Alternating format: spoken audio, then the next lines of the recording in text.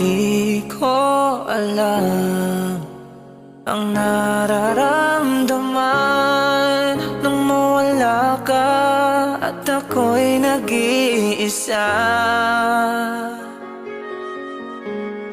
Hanggang ngayon, di ka nawawala dito sa isip ko, ika'y mahalaga.